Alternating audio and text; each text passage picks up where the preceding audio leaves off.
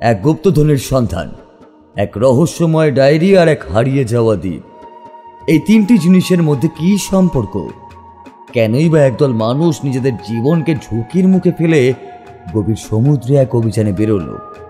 সত্যি কি বঙ্গোপসাগরের বুকে কোনো অজানা দ্বীপ লুকিয়ে আছে, নাকি এটা শুধুই এক পুরনো কিংবদন্তি?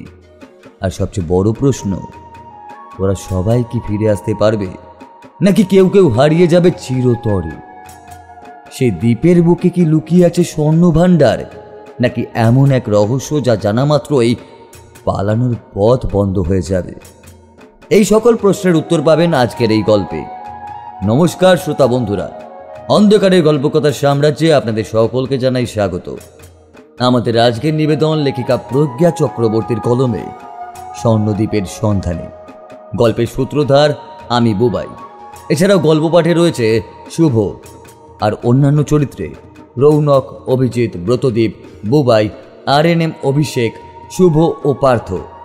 শুরু হতে চলেছে আমাদের আজকের গল্প স্বর্ণদ্বীপের সন্ধানে।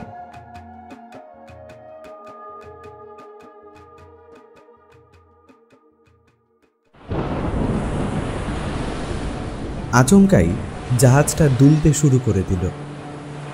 আকাশ যদিও অনেকক্ষণ ধরেই জানান দিচ্ছিল যে একটা দুর্যোগ আসতে পারে, তবে তা যে এত তাড়াতাড়ি আসবে তা ওরা কল্পনাও করতে পারেনি। জাহাজের ডেকে ঢেউ আছড়ে পড়তে শুরু করেছে। জাহাজে যে কজন আছে সকলেই এসে জড়ো হয়েছে ডেকে। মাঝি মল্লারা ছোটাছুটি করছে, কিছুজন আপ্রাণ চেষ্টা করছে কোনো রকমে যদি মাস্তুলটা ঠিক রাখা যায়। বাকিরা দাঁত টেনে জাহাজকে বাঁচানোর চেষ্টা করছে। থেকে থেকেই গেল গেল রব শোনা যাচ্ছে। এত কিছু ঘটে যাচ্ছে, তাতে একজন মানুষের অবশ্য কোনো হেলদোল নেই, বরং তার মুখে হাসির রেখা খেলে যাচ্ছে, যেন এটারই অপেক্ষায় ছিল সে এতদিন। সকলে যখন ডেকে ব্যস্ত, সে ধীরে ধীরে সেখান থেকে সরে গেল। বিষয়টা সকলের চোখ এড়িয়ে গেলেও একজনের চোখ এড়ালো না। সেও ধীর পায়ে পিছু নিল ওই লোকটার। কি পরিকল্পনা করছো শুনি? আঁতকে উঠল সেই লোকটা। কাঁপা কাঁপা হাতে আলোটা নিয়ে পেছন ফিরল সে। তারপর একটা স্বস্তির নিঃশ্বাস ফেলল। জ্যাক, তুমি? আমি এখনো অবধি কেউ টের পায়নি যে তুমি ডেক ছেড়ে এই ঘরে চলে এসেছো। জানতে পারলে জানো তো কি হবে জিশান? কথাটা শুনে অট্টহাসি হেসে উঠল সে। তবে বাইরের ঝড়ের দাপটে সেই হাসির শব্দ যেন সেই ঘরের চার দেওয়ালের মধ্যেই আটকে গেল। সেই লোকটা এবার বিরক্ত হয়ে বলল, এতে এত হাসির কি আছে? যদি ধরা পড়ো না, তবে হাসার জন্য ওই মাথাটা আর তোমার ঘাড়ে থাকবে না। ওই নর পশুগুলো তোমার গলা কেটে ওই ডেকে ঝুলিয়ে রাখবে, আর এই দেহটা জলে ফেলে দেবে। আজকের পর যে তারাই কেউ জীবিত থাকবে না। মানে ইতিমধ্যেই আমি জাহাজের নিচের অংশে ছিদ্র করে দিয়েছি, সেখানে জল ঢুকতে শুরু করেছে। তুমি কি পাগল হয়ে গেছো? জাহাজ ডুবে গেলে কিন্তু তুমি নিজেও বাঁচবে না। আমি তো এই জাহাজেই থাকবো না। মানে? আমার নৌকা প্রস্তুত হয়ে গেছে, এইবার শুধু সাগরে নেমে পড়ার পালা।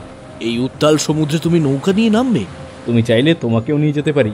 আমি সত্যিই জানি না তোমার মাথায় কি চলছে, তবে এই উত্তাল সমুদ্রে নৌকা নিয়ে নেমে পড়ে অযথা নিজের বিপদ প্লিজ ডেকে এনো না। আর সময় নেই, এই জাহাজে থাকলেও আমাদের মৃত্যুবরণ করতে হবে। তার থেকে বরং আমরা এই উত্তাল সমুদ্রে ডিঙি নিয়ে নেমে পড়ি, তাতে হয়তো মৃত্যু এলেও সেটা কিছুটা সুখকর হবে। আমি সত্যিই জানি না তোমার মাথায় কি চলছে, তবে আমি তোমাকে একটা কথাই বলবো, একটু ভালো করে ভেবে দেখো। এখনো কিছুটা সময় আছে, কারণ এই যা তাণ্ডব শুরু হয়েছে তাতে ওদের আরও কিছুটা সময় লাগবে পরিস্থিতিকে নিজেদের হাতে নিয়ে আসতে। আমার যা ভাবার বাবা হয়ে গেছে, এখন তোমার ভাবার পালা। তবে তোমার হাতে যেটুকু সময় আছে, যতক্ষণ না আমার গোছগাছ সম্পন্ন হচ্ছে সেইটুকুনি। আমার সমস্ত কিছু ব্যবস্থা হয়ে গেলে আমি ডিঙি নিয়ে কিন্তু বেরিয়ে যাব। লোকটা একটা দীর্ঘশ্বাস ছেড়ে পাশে থাকা ছোট একটা পাটাতনের উপরে বসে পড়ে। এটা ঠিক যে এই জাহাজে থাকলে ওদের দুজনকে খুব তাড়াতাড়ি মরতে হবে। লোকটা বসে বসে ভাবতে লাগলো তার কি করা উচিত। এমন সময় বেশ কয়েক জোড়া বুট জুতোর আওয়াজ শোনা গেল। জিশান জিশান ওরা মনে হয় এদিকেই আসছে। আর সময় নেই, এবার সমুদ্রে নেমে পড়তে হবে। কিন্তু কি করে? তুমি কি ভুলে গেছো আমরা নিচে আছি? ওপরে না গেলে নৌকা জলে নামাবে কি করে? একবার ভেবে দেখেছো সবটা? আমি কিছুই ভুলিনি। যাই হোক, তুমি বলো কি করবে। জ্যাক আর কিছু বলার সময় পেল না, তার আগেই দরজা খুলে গেল। দরজার সামনে দাঁড়িয়ে আছে 4 জন সন্ডা মার্কা লোক। জ্যাক বেশ ভয় পেয়ে গেল। তবে জিশান ইতিমধ্যে তার দুহাতে দুটো তলোয়ার তুলে নিয়েছে।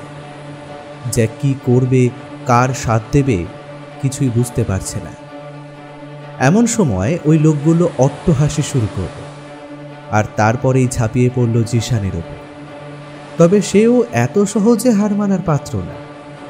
জ্যাক আর চুপ করে থাকল না, সেও এবার তার কোমরে থাকা তলোয়ারটা হাতে নিয়ে নিল। তারপর শুরু ওদের দুজনের সাথে ওই 4 জনের লড়াই। লড়তে লড়তে ওরা ধীরে ধীরে একে অপরের পিঠে পিঠ ঠেকিয়ে দাঁড়ালো। তারপর আবারও লড়তে শুরু করলো। জ্যাক এবার তার হাত চালাতে চালাতেই জিশানকে ফিসফিস করে বলল, তুমি সাবধানে এখান থেকে বেরিয়ে যাও, এদের আমি সামনে নিচ্ছি। এসব তুমি কি বলছো? এই 4 জনের সাথে আমরা 2 জন মিলে পেরে উঠছি না, তুমি একা কি করবে? সেটা আমি দেখে নেব। কিন্তু আমি বা কি করে বেরোবো? ওরা তো আমাদের ঘিরে আছে। জ্যাক চুপ করে গেল। একসময় ও কোনো রকমে একজনকে ঘায়েল করে, এতে বাকিদের নজর একটু সরে যায়। এটা দেখে ও ফিসফিস করে বলে ওঠে, পালাও তুমি। আর তুমি? তোমাকে এভাবে একা ফেলে আমি তো যেতে পারবো না। আমার চিন্তা করো না, আমি ঠিক বেরিয়ে যাব। তুমি ঠিক বলছো? হ্যাঁ, তুমি আর সময় নষ্ট করো না, তাছাড়া জাহাজে তো ছিদ্র করেই দিয়েছো। জিশান আর কিছু না বলে ঘর থেকে বেরিয়ে গেল। এখন বাকিদের চোখ এড়িয়ে কোনোভাবে জাহাজের পেছন দিকে, যেখানে বিপদের সময় ব্যবহারের জন্য নৌকো রাখা আছে, সেখানে গিয়ে একটা নৌকো সমেত নেমে যেতে পারলেই তার শান্তি। নিজের জামা ও বুট জুতোর মধ্যে বেশ কিছু সোনার মুদ্রা নিয়ে নিয়েছে সে। তার ইচ্ছে ছিল এই জাহাজে থাকা ধনসম্পদের সিংহভাগটাই হস্তগত করা, তবে তা আর করতে পারেনি সে। অপরদিকে ওকে বেরিয়ে যেতে দেখেই জ্যাক চিৎকার করে বলে ওঠে, তোমরা সব এক একটা মাথা মোটার দল। আমি ওকে ধরতে এসেছিলাম, ও পালানোর পরিকল্পনা করছে, কিন্তু তোমাদের জন্য ও পালিয়ে গেল। জানি না নিজের সাথে করে ও কি কি নিয়ে গেল। ওর কথা শুনে বাকি 4 জন লোক অবাক হয়ে ওর দিকে তাকিয়ে থাকে। তারপর একে অপরের মুখ চাওয়াচাই করতে থাকে। ওরা তো ভেবেছিল এরা দুজন একসাথে আছে, একসাথে মিলে কিছু একটা করছে। জ্যাক ভালো করে ওদের 4 জনকে লক্ষ্য করতে থাকে। মূলত ওদের মুখের ভাবভঙ্গি দেখে ওদের মনে কি চলছে তার একটা আন্দাজ করার চেষ্টা করতে থাকে। তারপর আবার বলে ওঠে, আমার কথা বিশ্বাস না হলে নিজেরা গিয়ে দেখো। তাছাড়া তোমাদের যদি মনে হয় যে আমি মিথ্যে কথা বলছি, একটা জিনিস বলো তো, আমি যদি ওর সাথে থাকতাম তাহলে আমি কি এখানে তোমাদের সামনে দাঁড়িয়ে থাকতাম, নাকি ও আমাকে ফেলে রেখে চলে যেত? লোকগুলোর ভাবভঙ্গি একটু একটু করে বদলাতে শুরু করল। জ্যাকের ঠোঁটে একটা হালকা হাসির রেখা খেলে গেল। এই 4 জন লোক এই জাহাজে সবচেয়ে শক্তিশালী হলেও মাথায় বুদ্ধি বলতে তেমন কিছুই নেই, তাই এদের বোকা বানানোটা খুব একটা কঠিন কাজ হলো না ওদের জন্য। তবে ওর মনে এখন একটাই চিন্তা, আরও কেউ যদি এসে যায় তাহলে বিষয়টা হাতের বাইরে চলে যাবে। ও তো মরবেই, সাথে জিশানেরও বাঁচার আশা কমে যাবে। এসব ভাবতে ভাবতে ও এবার ধীরে ধীরে নিজের জায়গা থেকে পেছনে যেতে শুরু করে। জাহাজের দুলুনিটা ক্রমাগত বেড়েই চলেছে। মনে হচ্ছে যেন একটু পরেই জাহাজটা ডুবে যাবে। এমন সময় বাইরে দিয়ে একটা শোরগোল শোনা গেল। ওই লোকগুলো আর দেরি না করে একবার জ্যাকের দিকে তাকিয়ে ঘর থেকে বেরিয়ে গেল। ওরা বেরিয়ে যেতেই ও আর সময় নষ্ট করল না, তাড়াতাড়ি জাহাজের পেছন দিকে দৌড়তে শুরু করল। যেতে যেতে ওর কানে যেটুকু কথা এলো তাতে বুঝতে পারল জাহাজের মাঝখানে ইতিমধ্যে ফাটল ধরতে শুরু করেছে। একই রাতের বেলা, তার উপর এমন ঝড়ে চারপাশ পায়ে ঢাকা পড়ে গেছে, কিছুই যেন ঠিক করে ঠাউর করা যাচ্ছে না। তবুও ও হাল ছাড়ল না। এমন সময় আরও একটা হট্টগোল কানে আসে। পেছন ফিরে দেখে বেশ কয়েকজন লোক ওই দিকেই ছুটে আসছে। ওর আর বুঝতে বাকি থাকে না এরাও নৌকো নামিয়ে কোনো রকমে বাঁচার জন্যেই এই দিকে ছুটে আসছে। এটা দেখে ও আর সময় নষ্ট করে না, ওখান দিয়েই জলে ঝাঁপ দেয়।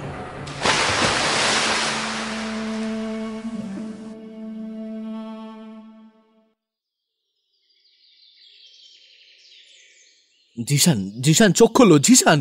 ভোরের মিঠি রোদ এসে মুখে পড়লেও চোখ খুলে তাকায় না ও। জিশান, জিশান জ্যাক চোখ খোলো, বারবার জিশান। ওকে ডাকতে থাকে। জিশান, জিশান চোখ খোলো, নিজের জিশান। সাথে থাকা ছোট জ্বালা থেকে একটু জল নিয়ে আবারও ওর মুখে দেয়। এবারে জিশান ধীরে ধীরে চোখ খোলে। এখন কেমন লাগছে? ঠিক আছে, কিন্তু কাল কি হলো বলো তো? আমি তো কিছুই মনে করতে পারছি না। তার আগে তুমি বলো তো জিশান, এই তোমার পরিকল্পনা ছিল? না মানে ওই ঝড়টা সব বদলে দিল। কাল রাতে আমি ওদের হাত থেকে বাঁচার জন্য সমুদ্রে ঝাঁপ দিই, তারপর তোমার নৌকা চোখে পড়ে, কিন্তু তুমি তাতে এত কিছু তুলেছিলে যে ওই ঝড়ে সেটা উল্টে যায়। ভাগ্য ভালো জাহাজটা ভেঙে গিয়েছিল, তাই তার একটা ভাঙা টুকরোতে উঠে অবশেষে এই দ্বীপে আসতে পেরেছি। আর সম্পত্তি? ওসব এখন বাদ দাও। না না না, বাদ দিতে পারছি না। ওই সম্পত্তি আমার, শুধু আমার। ওই শয়তান আমাকে ঠকিয়ে আমার সব কেটে নিয়েছে। শুধু তাই নয়, আমাকে অবধি নিজের চাকর বানিয়ে রেখেছিল।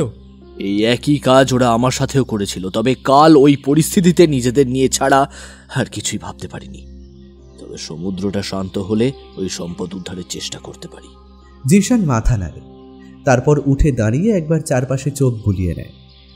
গভীর সমুদ্রের মাঝে এমন দ্বীপ যে থাকে তা সে আগে শুনলেও এই প্রথম নিজের চোখে দেখছে।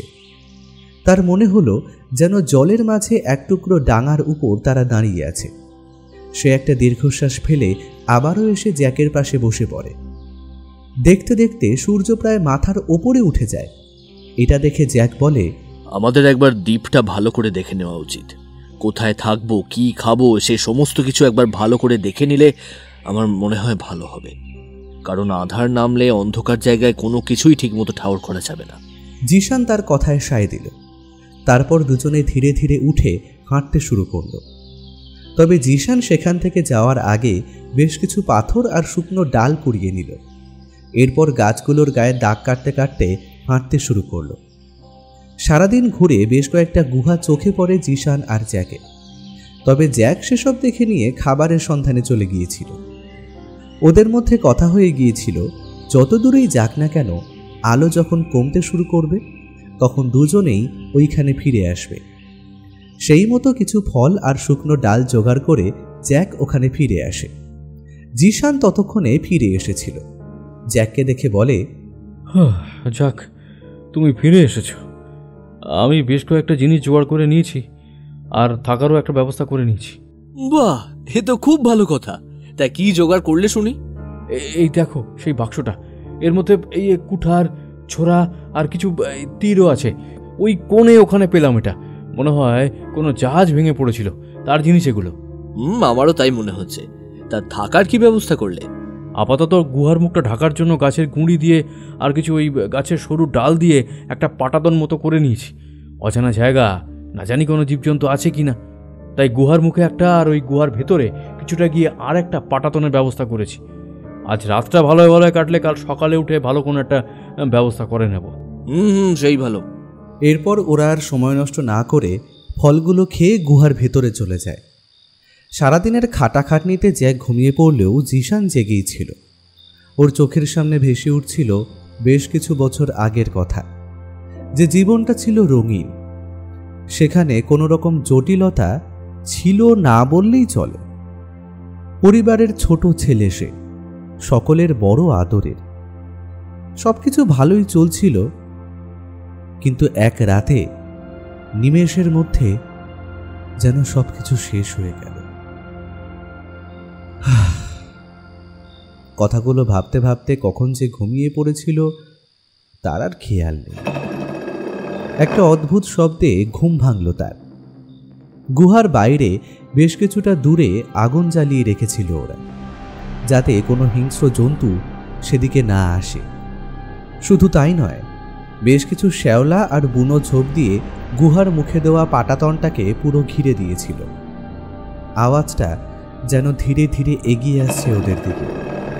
জ্যাকেরও ঘুম ভেঙে গেছে ইতিমধ্যে। পাটাতনের ফাঁক দিয়ে ওরা দেখতে থাকে বাইরের দিকে।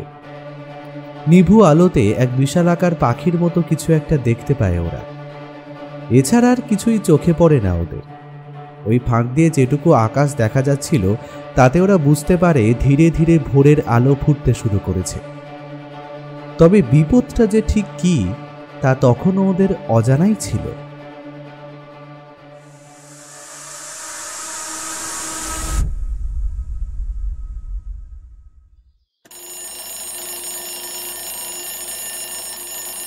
ফোনের অ্যালার্মটা সকাল থেকে অনবরত বেজেই চলেছে। তবে অ্যালার্মটা আপ্রাণ চেষ্টা করেও বিছানায় শুয়ে থাকা মানুষটার ঘুম ভাঙাতে ব্যর্থ হচ্ছে।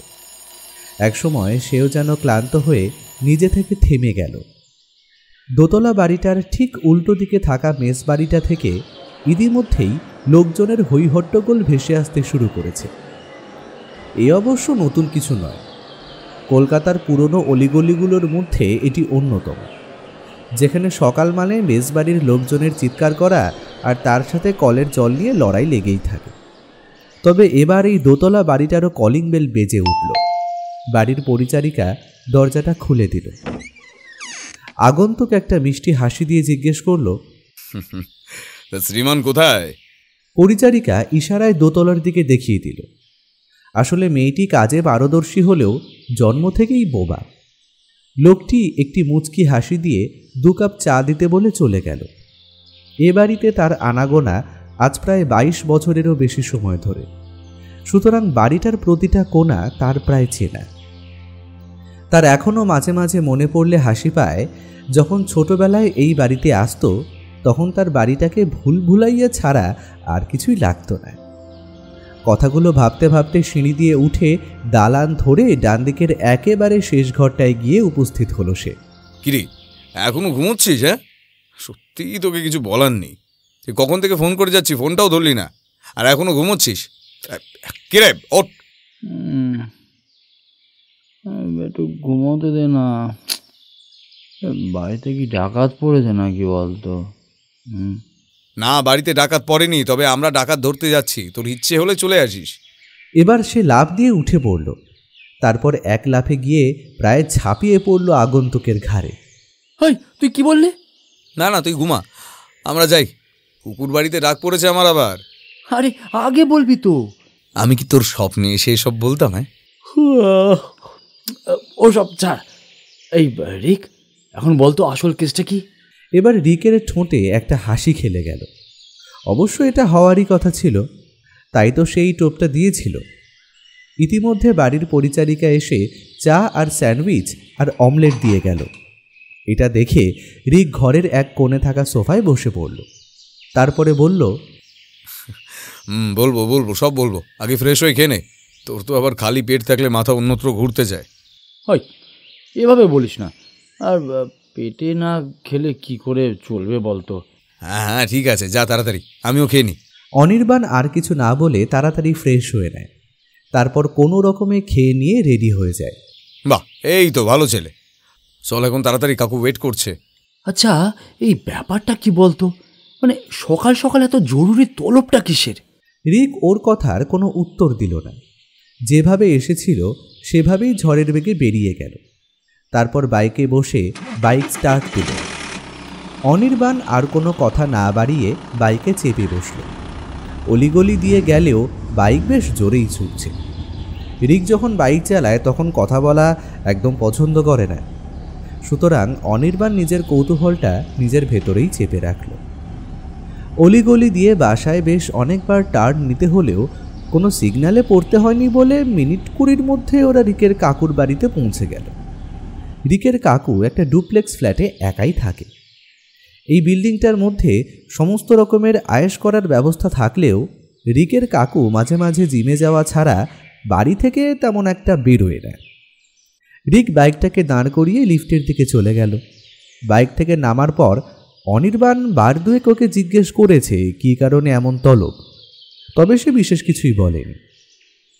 এরপর উপরে গিয়ে পকেট থেকে চাবি বের করে দরজা খুলে ভেতরে প্রবেশ করে ওরা দুইজন। ড্রয়িং রুম একেবারে অগোছালো হয়ে আছে। ঘরে থাকা 3টে চীনামাটির ফুলদানি ভাঙা অবস্থায় মেঝেতে পড়ে আছে। এছাড়াও সোফার পিলোগুলো অবধি অগোছালো হয়ে এদিকে ওদিকে পড়ে আছে। এসব দেখে অনির্বাণ বলেই ফেলল, কি রে, এখানে কি অভিমান পালা চলছিল নাকি মানভঞ্জন পালা? ওর এমন অদ্ভুত কথা শুনে রিক বড় বড় চোখ করে ওর দিকে তাকালো। না মানে এমন অবস্থা কেন? সে যে কারণেই হোক, কিন্তু তার মানে এই না যে তুই এসব বলবি। কথাটা বলেই সে রেগে ঘোরানো সিঁড়ি দিয়ে ওপরে উঠে গেল। অনির্বাণ নিজের মাথায় নিজেই একটা গাঁটটা মেরে দিল। মানুষটা অবিবাহিত, তার থেকেও বড় ব্যাপার মানুষটা রিকের প্রাণ। ওর কাছে ওর মা বাবা সব। তাকে নিয়ে এমন কথা বলায় সে যে রাগ করবেই তা নিয়ে কোনো সন্দেহ নেই। ও আর সময় নষ্ট না করে ওপরে উঠে গেল। এই বাড়িটার নিচে দুটো ঘর আর ওপরে দুটো ঘর। উপরের ঘর দুটোকে ঘর না বলে লাইব্রেরি বললেই ভালো হয়। তবে উপরে গিয়ে ও আরও অবাক হয়ে গেল।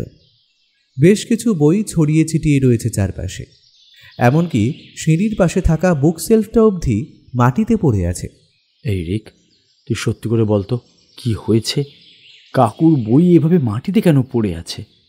সকালে কাকু তোকে ঠিক কি বলেছিল? আর তাছাড়া তোর কাছে ডুপ্লিকেট চাবি থাকলেও আমরা তো বরাবর বেল বাজিয়েই বাড়িতে এসেছি। তাহলে আজ কেন তুই চাবি দিয়ে দরজা খুললি বলতো? কাকু মিসিং। হোয়াট? তুই কি পাগল নাকি? এই কি সব বলছিস কি তুই? সত্যি বলছি।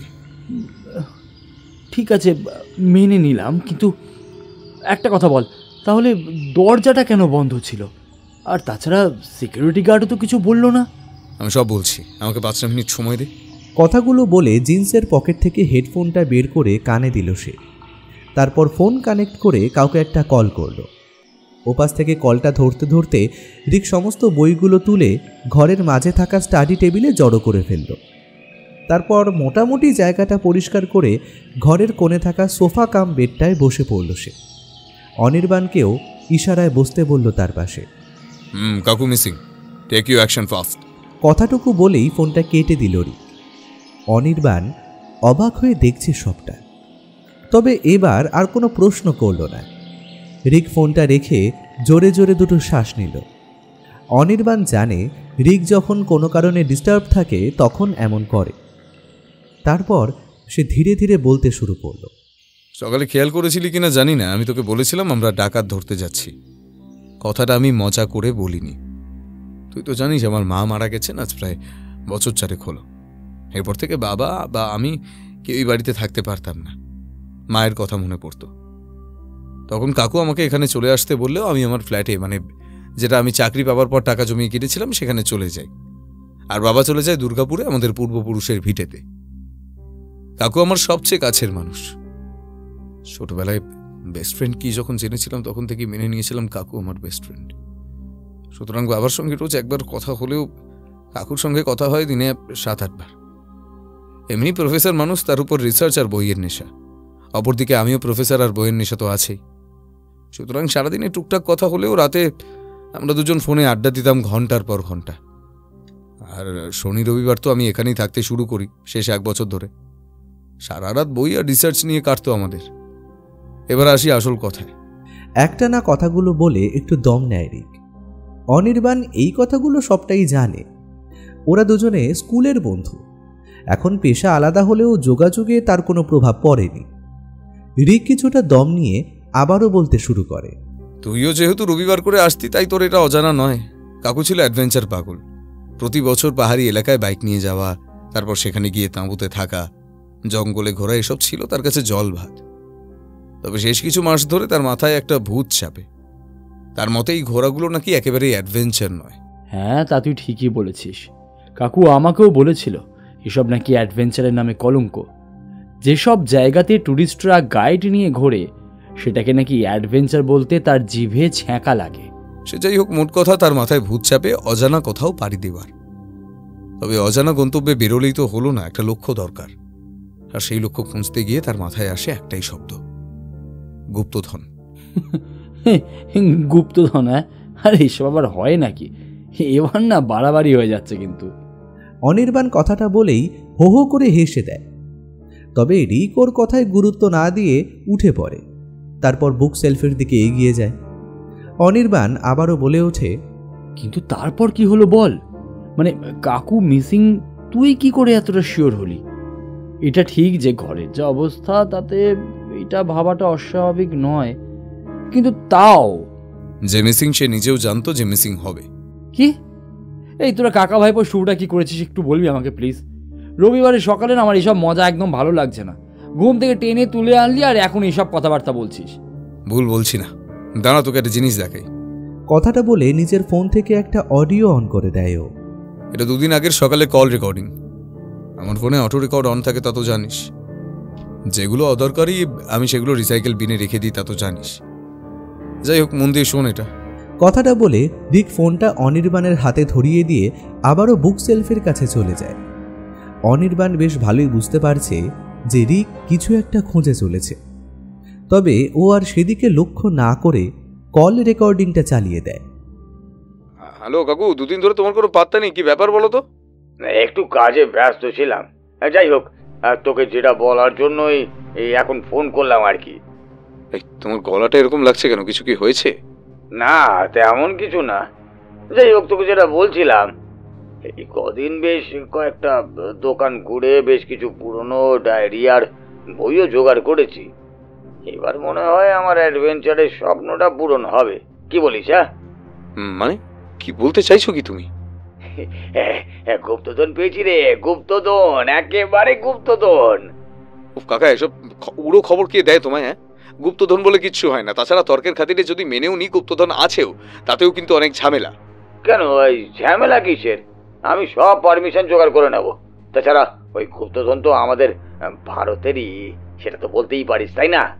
কাকা, বাচ্চাদের মতো জেদ করো না। এই জন্যই তোদের দ্বারা কিছু হলো না, জানিস তো। শোন, আমার কথাটা মন দিয়ে শোন। ঠিক আছে ঠিক আছে, বলে ফেলো। কোন কুবেরের ধন পেলে শুনি তুমি? না, কুবেরের ধন নয়, তবে ডাকাতের ধন। এরপর আর কিছুই শোনা গেল না। রিকের কাশির শব্দে সব কথা যেন চেপে গেল। তারপর টুঁটু শব্দ করে ফোনটা কেটে গেল। রিক এবার অনির্বাণের দিকে তাকালো। ওর চোখে মুখে বিরক্তির ছাপ স্পষ্ট। এতক্ষণ ধরে যে অডিও ক্লিপ শুনছিল তাতে কিছুই পাওয়া গেল না, তবে একটা জিনিসই বোঝা গেল যে কোনো একটা গুপ্তধন নিয়ে কথা হচ্ছে, তবে তা থেকে আর বেশি কিছুই জানা গেল না। এটা কেমন মজা রিক?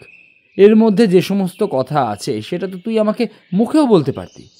আসল কথা তো কিছুই নেই এখানে। আমার ভালো লাগে না, সকাল সকাল শুধু সময় নষ্ট হচ্ছে আর কিছুই জানতে পারছি না আমি। তবে রিক ওর কোনো কথারই কোনো উত্তর দেয় না। অনির্বাণের এবার বেশ রাগ হয়। ও ফোনটা রেখে উঠে পড়ে। দরজা দিয়ে বেরোতেই যাচ্ছিল এমন সময় রিক চিৎকার করে ওঠে, ইউরেকা! অনির্বাণ ভয় পেয়ে গিয়ে হোঁচট খেয়ে উল্টে পড়ে মাটিতে। এ মারে! এভাবে কে চিৎকার করে ভাই? ভয় পেয়ে পড়ে গেলাম। গেল আমার কোমরটাই বোধহয় গেল। থাম তো, এখন যেটা বলবো সেটা শুনলে তোর কোমর আবার জোড়া লেগে যাবে। আর তার আগে ছোট করে বলছি শোন পুরোটা। কাকু আমাকে বলেছিল সে নাকি একটা ডায়েরি পেয়েছে, আর তাতেই নাকি আছে গুপ্তধনের সন্ধান। শুধু তাই নয়, ডায়েরি অনুযায়ী তা নাকি ডাকাতের গুপ্তধন। আমি কথাগুলো শুনে যাই, ভেবেছিলাম কদিন খোঁজাখুঁজি করে এমনি ছেড়ে দেবে। তবে কাল আমাকে বলে তার মনে হচ্ছে কেউ তার উপর নাকি নজর রাখছে। স্বভাবত আমি সেটাও বিশ্বাস করিনি, কিন্তু এখন মনে হচ্ছে সেই কথাটা ঠিক ছিল। হ্যাঁ, সে না হয় বুঝলাম, কিন্তু তার থেকে তো আর এটা প্রমাণিত হয় না যে এই সমস্ত ঘটনা ঘটেছে গুপ্তধনেরই জন্য। আরে আমি সেটা কখন বললাম? আমি বলছি যে কাকুর বলা দ্বিতীয় কথাটা ঠিক ছিল, মানে কাকুর উপর কেউ একটা নজর রাখছিল। যাই হোক, এবার আমার দুটো প্রশ্নের উত্তর দে। বলে ফেল। প্রথমটা হলো তুই এতক্ষণ ধরে কি করছিলি, আর দ্বিতীয়টা হলো তখন তুই কাকে ফোন করলি? আসলে কাকু আমাকে ওই ডায়েরির ছবিটা পাঠিয়েছিল, সেই ডায়েরিটা এতক্ষণ ধরেই খুঁজছিলাম। তবে আমি এখানে কোনো ডায়েরি খুঁজে পাইনি, কিন্তু অন্য একটা জিনিস পেয়েছি, সেটা আমি তোকে দেখাচ্ছি। আর তোর দ্বিতীয় প্রশ্নের উত্তর হলো তখন পল্লবকে ফোন করেছিলাম। আমি কাকুকে রোজ সকালবেলা একবার করে ফোন করি, সেরকম আজও করেছিলাম, তবে ফোন লাগছিল না। যাওবে একবার ফোন লাগলো, ফোনটা রিসিভ হওয়ার সঙ্গে সঙ্গে একটা চিৎকার আর কিছু হালকা শব্দ কানে এলো। তারপর থেকেই ফোনটা বন্ধ। তাই তোর বাড়ি যাওয়ার আগে পল্লবকে পুরোটা বলেছিলাম। এখানে এসে এসব দেখে ওকেই ফোন করলাম। পুলিশ স্টেশনে যাওয়া যেত, তবে পুলিশের উটকো জেরা এখন ভালো লাগছে না। তাছাড়া এই কবছরে পল্লব নিজের ভালো সোর্স বানিয়েছে, দরকার হলে ও গিয়ে পুলিশকে জানাবে। বুঝলাম। তা কি পেয়েছিস বললি? ও হ্যাঁ, এই দেখ, একটা মোহর। মোহর?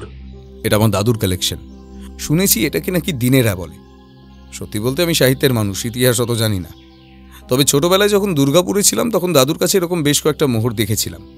দাদুর কাছে চাইলে দাদু কখনো ধরতে দিত না, বলতো ছোট মানুষ, কোথাও যদি হারিয়ে ফেলি তখন কি হবে। তারপর তো আমরা এখানে চলে আসি।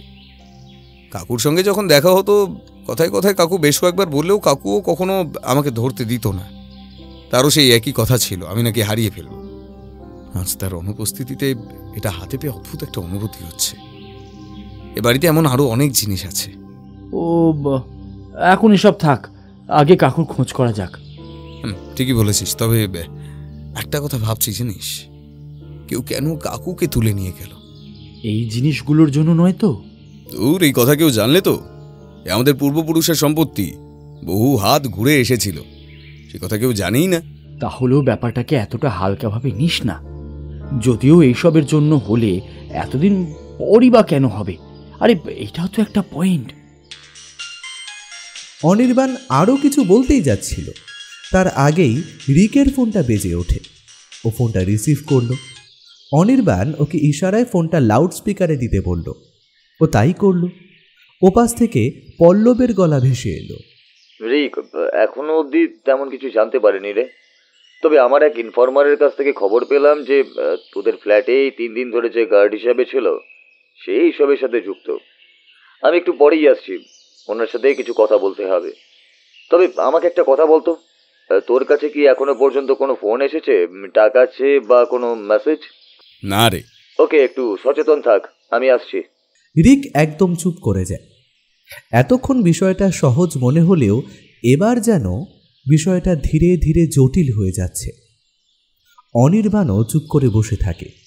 বেশ কিছুক্ষণ পর অনির্বাণ বলে ওঠে, রিক, বলছি নিচে চল, একবার ভালো করে সব কিছু দেখি, যদি কোনো ক্লু পাই। ক্লু? কোথায় ক্লু খুঁজবি তুই? আরে চল না আমার সাথে। রিক আর কিছু বলে না। ঘরে যেটুকু যা ছড়িয়ে ছিল সেগুলো আর সিঁড়িতে পড়ে থাকা জিনিসগুলো তুললেও নিচের সব কিছু আগের মতোই পড়ে আছে। জায়গাটা দেখে এটা স্পষ্ট, বেশ ভালো মতোই হাতাহাতি হয়েছে। রিক, একটা কথা বলতো, পাশে তো আরও 3টে ফ্ল্যাট আছে। এত কিছু ঘটে গেল অথচ কেউই কোনো টের পেল না। ওর মধ্যে একটা তো এখনো বিক্রি হয়নি, আর বাকি দুটোতেও কাকুর মতোই দুজন একা থাকে। মনে হয় ওরা বাড়িতে নেই। ওদের মধ্যে একজন তো মনে হয় প্রমোটারের নিজের লোক, তাই না? ওনার সাথে এর আগে একবার আমার কথাও হয়েছিল, কিন্তু বাকিরা? দেখ, এই ফ্ল্যাটের লোকজন অত মিশুকে না। ওরা কিছুজন হয়তো কাকুকে চেনে অবধি না, আর যারা চেনে তারাও যে খুব ভালো করে চেনে তা বলা যায় না। সব মানছি, কিন্তু কিন্তু তা বলে একজন মানুষের চিৎকার শুনে কেউ আসবে না? রিক কিছু বলতে যাচ্ছিল, তার আগেই কলিং বেলটা বেজে ওঠে। দরজা খুলতেই পল্লব প্রায় হুড়মুড় করে ভেতরে প্রবেশ করল। তারপর ওরা কিছু বোঝার আগেই দুম করে দরজাটা দিয়ে দিল। ওকে দেখেই বোঝা যাচ্ছে প্রচণ্ড জোরে দৌড়েছে অনেকক্ষণ ধরে। হাঁপাতে হাঁপাতে কোনো রকমে বলল, জল, একটু জল দে। অনির্বাণ আর সময় নষ্ট না করে দৌড়ে গিয়ে একটা বোতল নিয়ে এলো। পল্লব প্রায় এক নিঃশ্বাসে পুরো জলটা খেয়ে নিল। তারপর কিছুটা শান্ত হয়ে বলল, দে আর ডেঞ্জারাস। রিক আর অনির্বাণ অবাক হয়ে একে অপরের দিকে তাকিয়ে রইল। পল্লব আর কিছু না বলে সোফায় গিয়ে বসে পড়ল। রিক আর অনির্বাণও ওর মুখোমুখি অন্য সোফায় বসে পড়ল। অনির্বাণ একবার আর চোখে রিকের দিকে দেখল। ওর চোখ মুখ একেবারে শুকিয়ে গেছে। দেখেই বোঝা যাচ্ছে কাকুর কথাটা সিরিয়াসলি না নেওয়ার জন্য এখন অনুতপ্ত সে। অনির্বাণ বিষয়টাকে একটু হালকা করার জন্য বলল, এই পল্লব, আমি অনির্বাণ, আমাকে তো চেনো তুমি, যদিও তেমন কথা হয়নি কখনো, তবুও। আরে হ্যাঁ হ্যাঁ, আর এসব তুমি বলে ফর্মালিটি করতে হবে না। ওসব কথা থাক, আগে বলো তো ব্যাপারটা কি? যারা কাকুকে তুলে নিয়ে গেছে তাদের লোক এই ফ্ল্যাটের ওপর নজর রেখে বসে আছে। কি বলছো কি এসব? আমরা তো এই 1 ঘন্টা আগেই এলাম, তখন তো কাউকে দেখলাম না। আগে শান্ত হয়ে শোন সবটা, পল্লবের কথায় ওরা চুপ করে যায়। পল্লব কিছুক্ষণ চুপ করে বসে থাকে, তারপর বলতে শুরু করে। তোকে ফোন করে কথা বলার কিছুক্ষণের মধ্যেই এসে পৌঁছাই আমি। তো ভাবলাম একেবারে সিকিউরিটি আর উল্টো দিকে দুটো দোকানের মালিকের সাথে কথা বলে একেবারে ওপরেই উঠব। তাছাড়া ওই গলির মোড়েও দেখলাম সিসিটিভি ক্যামেরা রয়েছে, বেশ কিছু দোকানেও ক্যামেরা থাকে, তাছাড়া ফ্ল্যাটে তো আছেই। মোটামুটি ফুটেজগুলো পেলে কিছুটা বোঝা যাবে। সেই মতোই নিজের পরিচয়পত্র দেখিয়ে দোকানদার থেকে ফুটেজ জোগাড় করে কিছু কথা বলেই মোড়ের দোকানেই যাই। ওখান থেকে বেরিয়ে তোদের ফ্ল্যাটের দিকে আসছি, আচমকা কোথা থেকে দুটো বাইক এসে আমার রাস্তা আটকে দাঁড়ালো। নিজের পেশার দৌলতে এই ঘটনা নিতান্ত নতুন নয়, তবে এই সকালবেলা এখানে এভাবে কি করে আমাকে যে ঘিরে ধরলো তারা, সেটা নিয়ে ঠিক কারণটা বুঝতে পারলাম না। পাশ কাটিয়ে চলে আসছিলাম, এমন সময় বাইকের চালকের পিছনে বসে থাকা লোকটা মারল শটান লাথি। টাল সামলাতে না পেরে মাটিতে পড়ে গেলাম। তবে তখন আমার সব নার্ভ একেবারেই চাঙ্গা হয়ে গেছে। লোকটা বাইক থেকে নেমে আমাকে লক্ষ্য করে ঝাঁপ দিতে যাবে, তখনই আমি সরে যাই আর সে গিয়ে পড়ে মাটিতে। তারপর তাকে উঠতে না দিয়ে দুঘাত দিই। ততক্ষণে আরও একজন নেমে এসেছে বাইক থেকে, আর চালক দুটো বাইক নিয়ে সাইডে চলে গেল।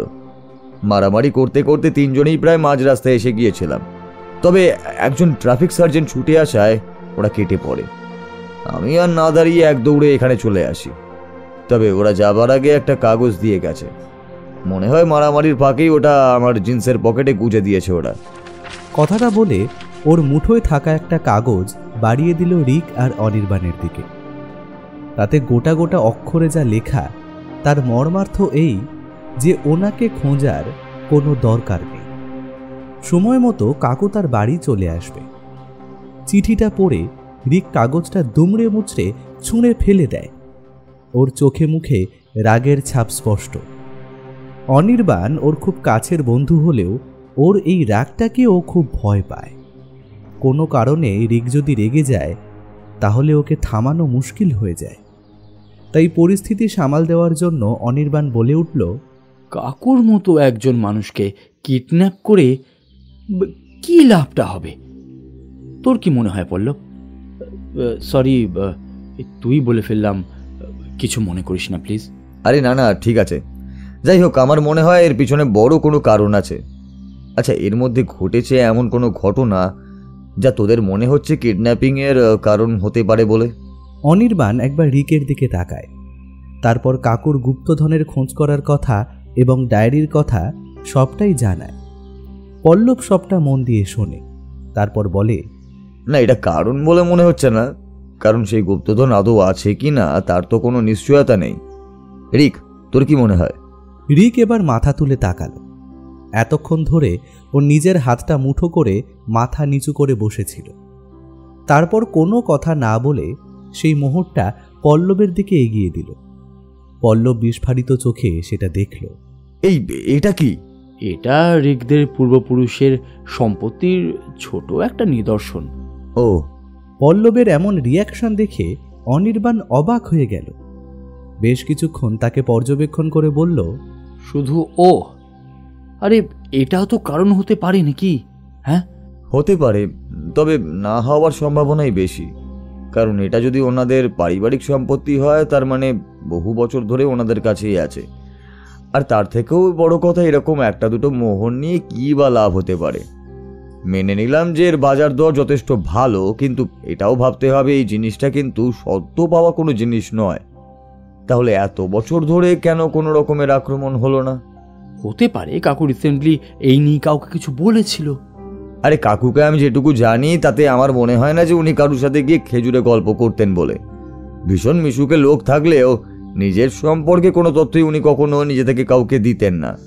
সেখানে দাঁড়িয়ে এরকম একটা জিনিসের কথা কাউকে বলবেন বলে তো আমার অন্তত মনে হয় না।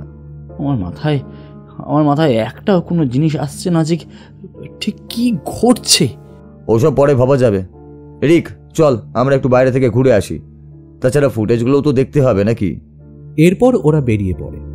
সারাদিন ধরে এদিক ওদিক ঘুরে খোঁজ খবর নিয়েও তেমন একটা লাভ হয় না।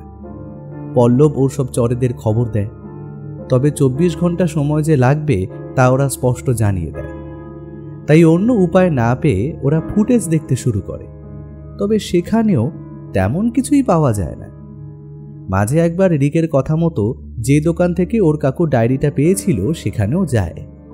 লোকটারও রিকের কাকুর মতো একই কথা, ওটা নাকি অরিজিনাল ডায়েরি, ওতে যা আছে সব নাকি সত্যি। কারণ ওটা যারা বিক্রি করেছে তাদের পূর্বপুরুষ নাকি ওই ডায়েরির লেখকের সাথে জড়িত। এসব শুনে রিক ওই দোকানদারের কলার ধরে দুঘা দিতে যাচ্ছিল। পল্লব আর অনির্বাণ মিলে কোনো মতে সামলে নেয়। দেখতে দেখতে গোটা একটা দিন কেটে যায়।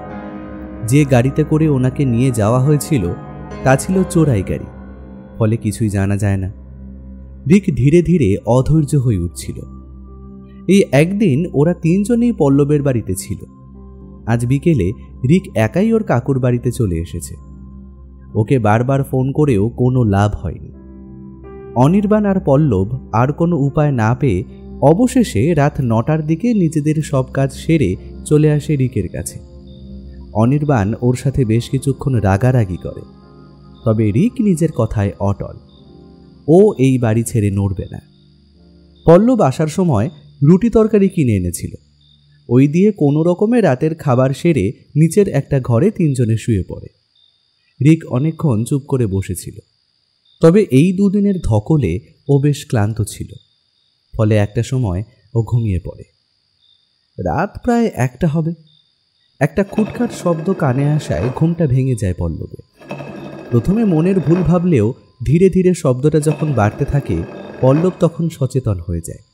তারপর অনির্বাণকে ডেকে তোলে। কি হয়েছে? একটু ঘুমাতে দে না, কাল সকালে উঠে আমি সব শুনবো। আরে ওঠ না, মনে হচ্ছে কেউ আসছে। কি এই রাতে কে আসবে? আর আসবেই বা কি করে? অনির্বাণ আরও কিছু বলতে যাচ্ছিল, তখন একটা কিছু পড়ে যাওয়ার শব্দ শুনে ও চুপ করে যায়। ইতিমধ্যে ওদের কথার শব্দে রিকও উঠে বসে। পল্লব চুপচাপ বিছানা থেকে নেমে পড়ে। তারপর ফিসফিস করে বলে, তোরাও বিছানা থেকে নেমে পড়, তারপর বিছানার পিছনে চলে আয়। আগে বুঝে নিই, তারপর দেখছি। ওরা আর কিছু বলে না। কিছুক্ষণ পর বেশ কয়েকজন লোক সেই ঘরে প্রবেশ করে। ঘরের নাইট ল্যাম্পের আলোতে তাদের দেখা যায়। মুখ কাপড় দিয়ে ঢাকা থাকলেও তারা যে কোনো ভালো উদ্দেশ্য নিয়ে আসেনি তা বোঝা যাচ্ছিল। লোকগুলো সারা ঘর তোলপাড় করতে শুরু করে। এটা দেখে পল্লবরা বেরিয়ে আসে, তারপর ওদের ওপর ঝাঁপিয়ে পড়ে। এমন অতর্কিত আক্রমণের জন্য ওরা কেউ তৈরি ছিল না, তবে পল্লবরা ওদের কাবু করতে পারল না। ওদের মধ্যে লড়াই শুরু হয়ে যায়। পল্লব আর রিক দুজনেই ক্যারাটের ব্ল্যাক বেল্ট হলেও অনির্বাণ খুব একটা পটু নয় এসবে, ফলে ও বেশ চাপে পড়ে যায়। তবুও নিজেকে বাঁচিয়ে লোকটাকে কয়েক ঘা দিয়েও দেয়। তবে এমন সময় আর একজন ওকে পেছন থেকে চেপে ধরে, আর একজন খুব মার মারতে থাকে। ওকে মার খেতে দেখে রিক সেদিকে এগোতে যায়, তবে 4 জন মিলে ওদের ঘিরে ফেলে। এরপর কিছু বোঝার আগেই ওরা ক্লোরোফর্ম স্প্রে করে দেয়। জ্ঞান হারাতে হারাতে ওরা বুঝতে পারে ওদের কোথাও একটা নিয়ে যাওয়া হচ্ছে। আচমকা মুখের উপর জল পড়ায় ঘুমের ঘোরটা কেটে যায় ওদের। ওরা বুঝতে পারে ওদের হাত পা পিচমোড়া করে বাঁধা। কোনো রকমে চোখ খুলতেই একটা তীব্র আলোতে চোখ আবারও বন্ধ করে নেয় ওরা। পল্লব ধীরে ধীরে চোখ খুলে বোঝার চেষ্টা করতে থাকে ওরা কোথায় আছে, তবে তেমন কিছুই বুঝতে পারে না। হালকা কথার আওয়াজ শুনতে পায় ও, তাই মটকা মেরেই পড়ে থাকে। বেশ কিছুক্ষণ পর 2 জন লোকের পায়ের আওয়াজ ধীরে ধীরে মিলিয়ে যায়। ও বুঝতে পারে যারা ওর মুখে জল ঢেলেছিল তারা চলে গেল। এরপর আস্তে আস্তে চোখ মেলে সে। আলোতে চোখ সরিয়ে এলে ও দেখে ওর ঠিক উল্টো দিকে অনির্বাণ শুয়ে আছে, তবে রিককে কোথাও দেখতে পেল না সে। পল্লব খুব কষ্ট করে মাটিতে ঘষে ঘষে অনির্বাণের দিকে এগিয়ে যায়। অনির্বাণ, এই অনির্বাণ। পল্লব খুব নরম স্বরে ডাকলো বটে, তবে অনির্বাণের কোনো রকম সাড়া পেল না। অবশ্য সাড়া না পাওয়াটাই স্বাভাবিক। যেভাবে অনির্বাণকে তখন লোক দুটো মেরেছে তাতেও বেশ ভালো রকম চোট পেয়েছে। এদিকে পল্লবের হাত পা দুটোই বাঁধা থাকার জন্য হাত দিয়ে ধাক্কাও দিতে পারছে না। তাই কোনো রকমে নিজের মুখটা অনির্বাণের কানের কাছে নিয়ে গিয়ে আবারও ডাক দিল, এই অনির্বাণ, চোখ খোল, অনির্বাণ। বেশ কয়েকবার ডাকার পরেও যখন কোনো রকম সাড়া পেল না, তখন বাধ্য হয়ে অনির্বাণের দিকে পেছন ফিরে বসে যেটুকু পারল বাঁধা হাত দিয়ে ওকে বেশ কয়েকবার ধাক্কা দিল। এবার ধীরে ধীরে অনির্বাণের জ্ঞান ফিরতে শুরু করল। ও ধীরে ধীরে উঠে বসার চেষ্টা করল। আস্তে আস্তে ওঠ, হাত পা যেভাবে বেঁধেছে মনে হচ্ছে ভেঙেই দেবে একেবারে। পল্লব কথাটা বলতে বলতে নিজের হাতের বাঁধন খোলার চেষ্টা করতে লাগল। বাঁধন বড্ড বেশি শক্ত, তবুও হাল ছাড়লে চলবে না। এই পল্লব, রিক কোথায়? জানি না, চোখ খোলার পরও আমি ওকে দেখতে পাইনি। তবে আমার মনে হয় ওকে আলাদা রাখলেও এখনো পর্যন্ত কোনো ক্ষতি করেনি। অনির্বাণ আরও কিছু বলতে যাচ্ছিল, এমন সময় কারোর পায়ের শব্দ শুনে চুপ করে যায়। বেশ কয়েকটা সন্ডা মার্কা চেহারার লোক ঘরে প্রবেশ করল, আর ওদের সাথেই এলো রিক আর তার কাকু।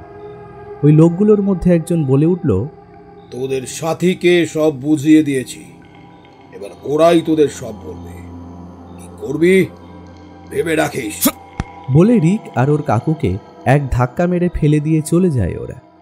রিক রাগে গজগজ করছিল, তবে ওরও হাত পা বাঁধা থাকায় কিছুই করতে পারছিল না। তবে পল্লব ওকে বুঝিয়ে সুঝিয়ে কিছুটা শান্ত করে। কাকু এবারে মুখ খোলে, আমি অত্যন্তই দুঃখিত, আমার জন্যই তোদের আজ এই অবস্থা।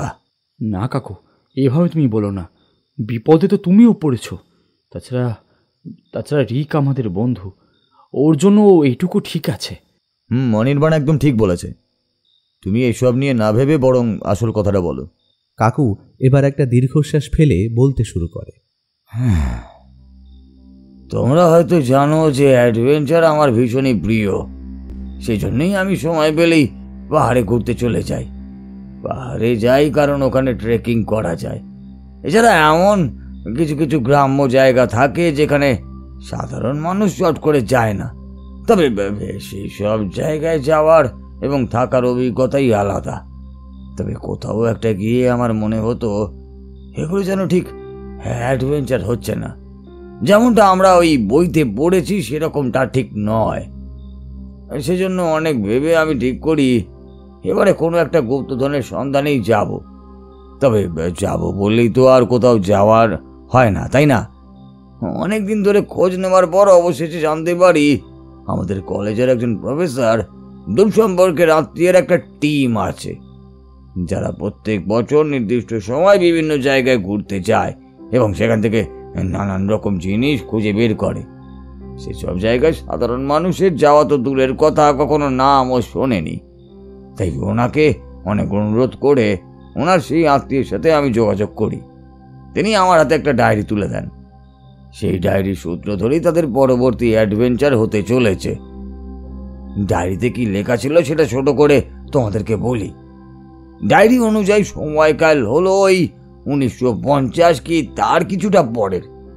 সেই সময় একদল অ্যাডভেঞ্চার প্রেমী মানুষ অ্যাডভেঞ্চারের নেশায় বিভিন্ন জায়গায় যেতে শুরু করেন এবং সেই সমস্ত জায়গায় কি কারণে গিয়েছিলেন, মানে কিসের সন্ধানে গিয়েছিলেন এবং কিভাবে গিয়েছিলেন, সে সমস্ত কিছুই বিশদে লেখা আছে। তবে এই ডায়েরির মূল কেন্দ্রবিন্দু হলো একদল জলদস্যুর লুকিয়ে রাখা গুপ্তধন।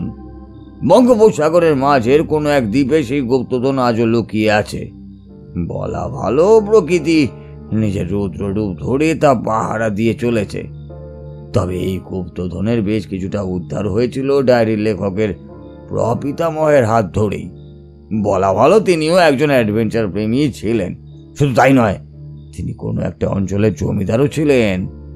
এই গুপ্তধনের যেটুকু অংশ তিনি উদ্ধার করতে পেরেছিলেন তা তিনি তার প্রজাদের মধ্যে বিলিয়েই দিয়েছিলেন, আর সেখান থেকে তিনি দাদা সাহেব নামে পরিচিত হয়েছিলেন। আমরা যতই বলি এই ডাকাতের গুপ্তধন, তবে এটা সেই দাদা সাহেবেরই গুপ্তধন বললেও খুব একটা ভুল বলা হবে না, কারণ এই গুপ্তধনের সন্ধান তিনিই প্রথম পেয়েছিলেন। তবে কিভাবে তা আমার জানা নেই। বিষয়টা আমার বেশ ইন্টারেস্টিংই লেগেছিল, সেজন্যই আমি ওনাকে বলি যে আমি ওনার সাথে যাব। তবে মনে হয় আমরা কোনো ট্র্যাপে পড়েছি, কারণ যার সাথে আমি স্বেচ্ছায় যেতে রাজি হয়েছিলাম আর সেই আমাকে জোর করে অপহরণ করে তুলে এনে নিয়ে যাচ্ছে নিজের সাথে করে। সাথে তোমাদের তিনজনকেও নিয়ে যাবে সেখানে। এই কদিন ধরে ওরা সমস্ত কিছুই ব্যবস্থা করে চলেছে। আজ রাতেই এক মালবাহী জাহাজে করে আমরা বেরিয়ে পড়বো। তারপর মাঝে কোথাও একটা নেমে আবারও রওনা দেবো ওই দ্বীপের দিকে। তবে একটাই খটকা, তা হলো এই অপহরণেরই বা কারণ কি? আর কোনো কথা হলো না ওদের মধ্যে। দেখতে দেখতে সময় এগিয়ে চলল। ওনার বলা কথা মতোই ওদের একটা জাহাজে তোলা হলো। পায়ের বাঁধন খুলে দিলেও হাতের বাঁধন খোলা হলো না। রিক বার কয়েক বলেছিল খুলতে, তবে তারা কেউ রাজি হয়নি। জাহাজে ওঠার পরেও ওদের চোখে চোখে রাখছিল সকলে। অনির্বাণ আর রিক বহু চেষ্টা করেও কিছু করে উঠতে পারল না। তবে পল্লব অনেকক্ষণ ধরে চুপ করে থাকলেও এবার একটা অদ্ভুত কাজ করে বসল। যে লোকটা প্রথমে এসে ওদের শাসিয়েছিল তার সাথে কথা বলতে শুরু করল। বলছি, আপনারা শিওর যে ওখানে গুপ্তধন আছে? এই ছোকরা, বেশি চালাকি না। হ্যাঁ, না না, চালাকি না, আসলে আমার মনে হয় এসব না ভুয়ো খবর, বুঝলেন? কি জানিস আমাদের সম্পর্কে যে আমাদের তথ্যকে ভুল বলছিস? তা জানি না, এমনকি যাদের সাথে আমাকে তুলে এনেছেন তাদেরকেও তো আমি তেমন করে চিনি না। কিছু না বুঝে সুঝেই আমি এমনি এমনি ফেসে গেছি। অনির্বাণ আর রিক অবাক হয়ে গেল। রিকের মনে হলো ওকে গিয়ে দুটো ঘুষি দিতে, তবে পল্লবের চোখ মুখ দেখে থেমে গেল। ও যখনই কিছু একটা ভেবে কিছু করে, ওর ঠোঁটের কোণে একটা হাসি খেলা করে। পল্লব আবারও বলে উঠল, আমি একজন খুব সাধারণ মানুষ, দয়া করে আমাকে ছেড়ে দিন। তাছাড়া আমাকে ধরে রেখে আপনাদের তো তেমন কোনো লাভও নেই। চুপ, একদম কোনো চালাকি না। ওকে ওই ছেলেটার বাড়ি থেকে পাওয়া গেছে কি এমনি এমনি? আমাকে ওরা ডেকে পাঠিয়েছিল ওর কাকুর খোঁজের জন্য। আসলে আমি ওই এলাকাতেই থাকি আর কি, মোটামুটি সব খবরই রাখি, আর তেমন আর কিছুই না। কথা বলতে বলতে দেরি হয়ে গিয়েছিল, তাই ওখানেই ঘুমিয়ে পড়েছিলাম। তুই যে সত্যি বলছিস তার প্রমাণ কি আছে শুনি? প্রমাণ কি আর সাথে করে এনেছি নাকি? এভাবে আরও কিছুক্ষণ ওরা কথা বলতে থাকে। অনির্বাণ অবাক হয়ে পল্লবকে দেখছিল। রিক ওর দিকে তাকিয়ে বিষয়টা বুঝতে পেরে ওর কাছে ঘেঁষে আসে। তারপর ফিসফিস করে বলে, মহাধরিবাজ, বলতে পার পিএইচডি আছে ওর। তার বলতে বেশ অনেকক্ষণ কথা চলার পর ওরা পল্লবকে নিয়ে চলে যায়। অনির্বাণ আর রিক ওখানেই চুপ করে দাঁড়িয়ে থাকে। জাহাজ এখন মাঝ সমুদ্রে। ওদের সকলের হাতের বাঁধন আপাতত খুলে দেওয়া হয়েছে। আর কিছুক্ষণ পরেই এই জাহাজ থেকে ওরা নামবে। তারপর অন্য আরেকটা জাহাজে করে যাবে নিজেদের গন্তব্যে। তবে এমন মাঝ সমুদ্রে যেখানে ঢেউ ছাড়া কিছুই চোখে পড়ছে না, সেখানে জাহাজ কোথা থেকে আসবে তা ওদের তিনজনের কারো মাথায় ঢুকছে না। তবে এখন অপেক্ষা করা ছাড়া আর কোনো উপায়ও নেই। ধীরে ধীরে আকাশের অবস্থা বদলাতে শুরু করেছে। কখনো ঝোড়ো হাওয়া দিচ্ছে, তো কখনো আবার সব ঠিকঠাক। প্রথমবার জাহাজে ওঠায় জাহাজের দুলুনিতে নাজেহাল অবস্থা রিকতে। রাত প্রায় 12টা নাগাদ জাহাজটা থামলো একটা জায়গায়। কিছু লোক এসে রিকদের টানতে টানতে ডেকে নিয়ে গেল। তারপর লাইফ বোটে তুলে তা রওনা দিল আবার। এবার ওরা বুঝতে পারল এই লাইফ বোটে করেই এক জাহাজ থেকে অন্য জায়গায় যাওয়া হচ্ছে। সেই জাহাজে উঠে ওদের আবারও একটা ঘরে বন্দি করে দিল লোকগুলো। মাঝে কেটে গেছে প্রায় 2 দিন। খাবার আর জল দেওয়া ছাড়া ওখানে কেউ তেমন আসেনি। রিক বলেছিল জলে ঝাঁপ দেবে সে, তবে এই সমুদ্রে ঝাঁপ দিয়ে সাঁতার কাটার মতো পটু সে নয়। তাছাড়া বাকিরা কেউই সাঁতার জানে না, তাই সব আশা এক প্রকার ছেড়েই দিয়েছে ওরা। আজ যে কতদিন জাহাজে থাকতে হবে ভগবান জানে। সারা শরীর কেমন যেন দুলছে। যা বলেছিস রে, এর থেকে আমাদের বাইক অনেক ভালো। ডাঙায় ছিলাম, ভালো ছিলাম, এই কি জলের মাঝে নিয়ে এলো। ডাঙা না পাওয়া অবধি আমাদের আর কিছু করার নেই রে। যা বলেছিস, ধুর, আর ভালো লাগে না। এমন সময় জাহাজটা আরও জোরে জোরে তুলতে শুরু করলো। শুধু তাই নয়, একটা হইহট্টগোলের শব্দও কানে এলো ওদের। পল্লব দরজার কাছে গিয়ে শোনার চেষ্টা করলো কি হয়েছে, তবে কিছুই বুঝতে পারল না সে। এদিকে দুলুনি ক্রমাগত বেরিয়ে চলেছে। ঘরে থাকা জিনিসপত্র যেমন একদিক থেকে অন্য দিকে গিয়ে পড়ছে, তেমন ওরাও ঘরের মধ্যে এদিক থেকে ওদিকে আছাড় খেতে লাগলো। হাত দুটো পিছমোড়া করে বাঁধার ফলে কোনোভাবেই নিজেদের বাঁচাতে পারছিল না ওরা। অনির্বাণ মার খেয়ে এমনই কাবু হয়ে গিয়েছিল, তার উপর এমন দুলুনি সহ্য করতে না পেরে ও বমি করে দেয়। অনির্বাণ, এই অনির্বাণ, কি হলো তোর?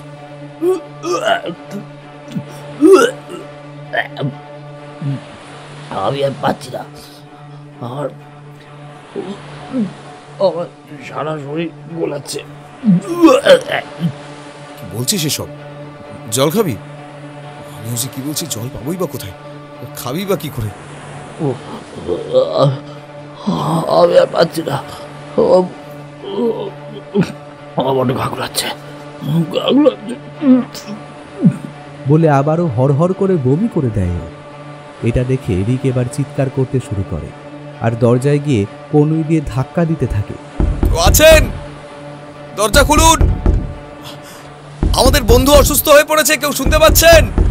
এমন সময় পল্লব এগিয়ে আসে, তারপর বলে, দেখ, এখন আমাকে কিছু একটা করতে হবে। আমার মনে হয় ওরা আমাকে একটু হলেও বিশ্বাস করেছে। দেখি একবার চেষ্টা করে। যা করবি তাড়াতাড়ি কর। কেউ আছেন?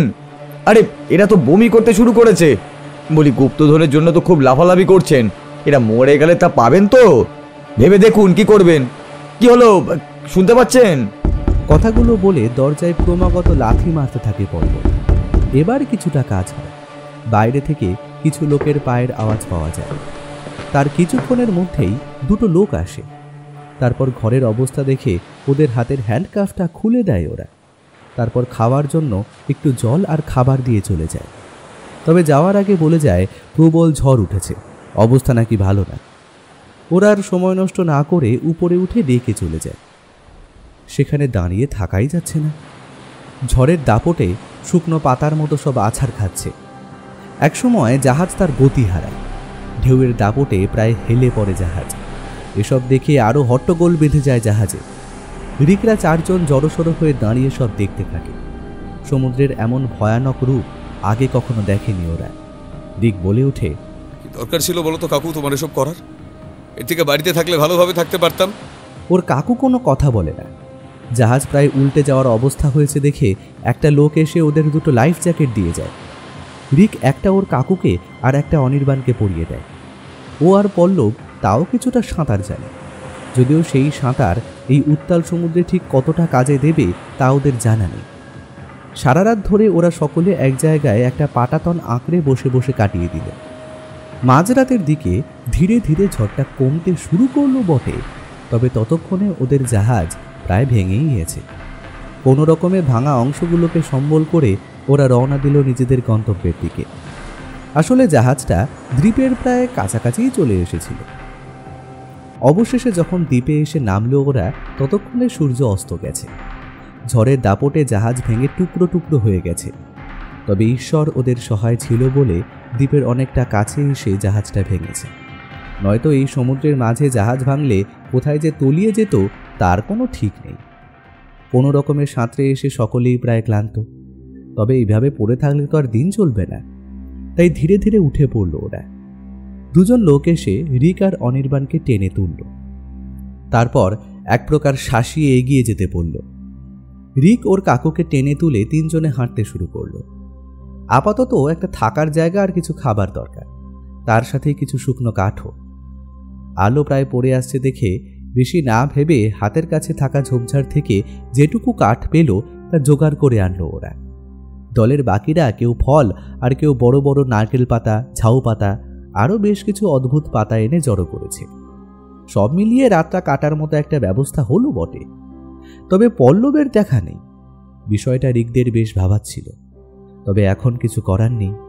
এই অন্ধকারে পল্লবকে খোঁজা যেমন কঠিন, ঠিক তেমনই ওর খোঁজ করতে গেলে পল্লবেরই বিপদ বাড়বে।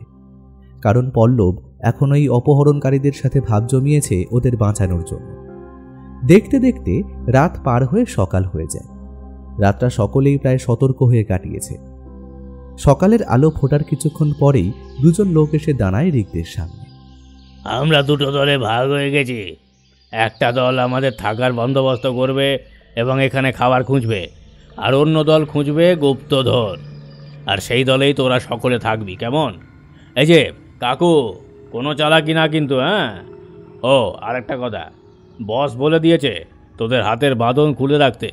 তবে এটাও বলে গেছে বেশি চালাকি করলে সবার খপ্পড়ি উড়িয়ে দিতে। হ্যাঁ, তাই খোঁজার কাজ তো নিজেরাই করতে পারতে, হ্যাঁ, আমাদের ধরে আনারই বা কি দরকার ছিল? হ্যাঁ, আহা কাকু, এত চড়ছেন কেন বলুন তো? হ্যাঁ, আপনি ওই নকশা সূত্রগুলো জানেন, ডায়েরি আমাদের কাছে থাকলেই বা কি? ওই নকশা কে উদ্ধার করবে? হ্যাঁ, আর আমি যদি তোমাদের ভুল পথ দেখাই, মানে তোমাদের যদি আমি অন্য কোনো রকমভাবে সাহায্য না করি, তাহলে তোমরা কি করবে? হ্যাঁ, এই যে দেখুন, ভদ্রভাবে কথা বলছি বলে আমাদের খুব একটা ভদ্রভাবে নেবেন না কিন্তু। হ্যাঁ, আমরা কিন্তু মানুষগুলো মোটেও সুবিধার নয়। আর তাছাড়া আপনি আমাদের পথ দেখাতে বাধ্য, কারণ আমরা ছাড়া কিন্তু আপনারা এখান থেকে বেরোতে পারবেন না কোনোভাবেই। হ্যাঁ, বুঝলেন? কেন বেরোতে পারবো না? আমরা যদি পথ দেখিয়ে গুপ্তধনের সন্ধান দিতে পারি, তাহলে খুব সহজেই এই দ্বীপ থেকে আমরাও বেরোতে পারবো। তাছাড়া আপনারা ওসব বড় বড় কথা রেখে দিন, বরং নিজেরা ভাবুন কি করে বেরোবেন। যে জাহাজে করে এখানে এসেছিলেন, সে জাহাজ তো ভেঙে টুকরো টুকরো হয়ে গেছে। তাছাড়া সকালবেলা এখান থেকে যেটুকু দেখলাম, তাতে এখান থেকে কোনো মতেই সাহায্য চাওয়াও সম্ভব নয়। নিজেরা কিভাবে বাঁচবে তার ঠিক নেই, আবার আমাদের এসেছে বড় বড় কথা বলতে। কথাগুলো বলে মাটিতে বেশ কয়েকবার জোরে জোরে পা ঠোকে রিক। ধীরে ধীরে ওর কপালের শিরা ফুলতে শুরু করেছে। হাতের মুঠো দুটো আরও শক্ত করে জোরে জোরে শ্বাস নিতে শুরু করে ও। এসব দেখে ওর কাকু ওর দিকে এগিয়ে এসে বলে, রিক, রিক, এই শান্ত হ, এভাবে উত্তেজিত হোস না। এই কদিন তো শান্তই ছিলাম, কি লাভ হলো? কিন্তু রাগ করে তো আর কোনো সমাধানের রাস্তা বেরোবে না, তাই না? রিকের এমন ব্যবহারে ওই লোকটাও বেশ চটে যায়। সে এবার রিকের দিকে তেড়িয়ে আসে। তাদের মধ্যে এক প্রকার হাতাহাতি শুরু হয়ে যায়। তবে অনির্বাণ আর ওর কাকুর কারণে তা বেশি দূরে এগোয় নেয়। অনির্বাণ ওকে টানতে টানতে একটু দূরে নিয়ে যায়। তারপর খুব আস্তে আস্তে বলে, কেন বুঝতে পারছিস না? আমাদের ওদের সাথে থেকেই এখান থেকে পালানোর রাস্তা খুঁজতে হবে। পল্লব ওইদিকে তো চেষ্টা করছে। আর রাগ করিস না, মাথা ঠান্ডা কর ভাই। তুই কি করে জানলি পল্লব কি করছে? আজ ভোর রাতে ওর সাথে দেখা হয়েছিল। তখন অনেকেই ঘুমাচ্ছিল আর কিছুজন ঝিমাচ্ছিল। তখন আমিও উঠেছিলাম। এদিক ওদিক দেখতে দেখতে ওকে খুঁজে পাই। তাছাড়া দ্বীপটা খুব একটা সুবিধার নয়। মানে? কেন জানি না মনে হচ্ছে এই দ্বীপ যে কোনো সময় জলের তলায় তলিয়ে যাবে। ওই দিকটার অনেকটা অংশ জলের তলায় চলে গেছে। রিক আর কিছু বলে না। ওইদিকে ওই লোকটাও চুপ করে যায়। এরপর রিকের কাকুকে সামনে রেখে বাকিরা এগিয়ে চলে। উনি সকলকে নির্দেশ দিতে থাকেন। এমন সময় অদ্ভুত একটা শব্দ শুনে ওরা সকলে থেমে যায়। একদল বিশাল আকার প্রাণী উড়ে বেড়াচ্ছে গোটা জায়গা জুড়ে। তাদের বিকট চিৎকারে চারপাশ কেঁপে উঠছে। তাদের চঞ্চু বেশ লম্বা। রিকদের দিকে আক্রমণাত্মক ভঙ্গিতে ওরা প্রায় তেড়ে আসছিল। এটা দেখে ওদের মধ্যে শোরগোল পড়ে যায়। কিছুজন ভয়ের চোটে উল্টো দিকে ছুটতে আরম্ভ করে দিল। রিক এবার অনির্বাণ আর ওর কাকুকে নিয়ে একপাশে থাকা বড় কিছু পাথরের আড়ালে চলে যায়। অনির্বাণ কাঁপা কাঁপা গলায় বলে, এসব কি হচ্ছে? জানি না রে, পল্লবকে তো এখনো কোথাও দেখতে পাচ্ছি না। সেটাই তো ভাবছি। তবে ওদের ওই আশ্রয়ও বেশিক্ষণ স্থায়ী হলো না। পাখিগুলো ওদের দিকে ছুটে আসছে। একটা পাখি প্রায় ঠুকরেই দিত, তখনই একটা বেশ বড় পাথর ছুটে এলো। পাখিটা এমন আক্রমণের জন্য প্রস্তুত ছিল না, ফলে সে কিছুটা দমে যায়। পায়ের কাছে থাকা পাথরগুলো তোল আর ছুটতে থাক। আচমকা এমন একটা কথা শুনে ওরা তিনজনেই পেছন ফিরে দেখে পল্লব দাঁড়িয়ে আছে। তবে এখন কথা বলার সময় নেই। কোনো রকমে পাথর আর ছোট ছোট গাছের ডাল ছুঁড়ে মেরে কোনো রকমে ওদের তাড়ানো গেলেও পাখিদের এমন আক্রমণে ওদের তৈরি করা গাছের ডালের কুঠিরটা ভেঙে পড়েছে। সমুদ্র ধীরে ধীরে উত্তাল হয়ে উঠছে। দ্বীপের বেশ অনেকটা অংশেই আছড়ে পড়ছে ঢেউগুলো। ওরা চারজন এক কোণে বসে আছে। বাকিরা নিজেদের মধ্যে কিছু একটা নিয়ে আলোচনা করে চলেছে। এই সুযোগটাকে কাজে লাগিয়ে পল্লব এবার ধীর স্বরে বলে উঠল, এই দ্বীপের ওই দিকটা একটা ঘন জঙ্গল আছে। আমি সেখান থেকে একটু একটু করে কাঠ জোগাড় করেছি। বাকিরাও আছে। মূলত এরা দুভাগে ভাগ হয়েছে। একদল গুপ্তধন খুঁজবে আর অপর দল নৌকা বানানোর দায়িত্ব নিয়েছে।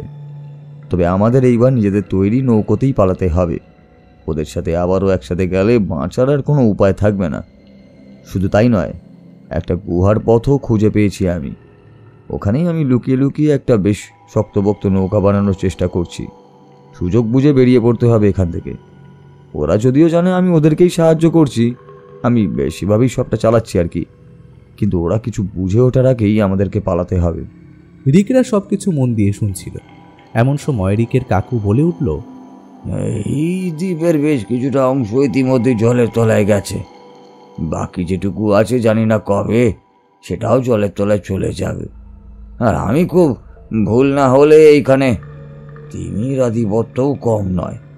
এছাড়াও আরও অনেক ভয়ানক প্রাণীও থাকতে পারে। সুতরাং এই সমুদ্রের অন্তত অর্ধেক পার করার জন্য বেশ শক্ত নৌকাই লাগবে, আর সেটা তোমাকেই করতে হবে পল্লব। কি পল্লব, পারবে তো? পারতে যে আমাকে হবেই। এরপর ওদের মধ্যে আর কোনো কথা হলো না। বাকি লোকগুলো ওদের দিকে আসতেই ওরা আবারও পথ চলতে শুরু করলো। ডায়েরি অনুযায়ী সংকেত ও মানচিত্র দেখে ওরা এগোতে শুরু করলো।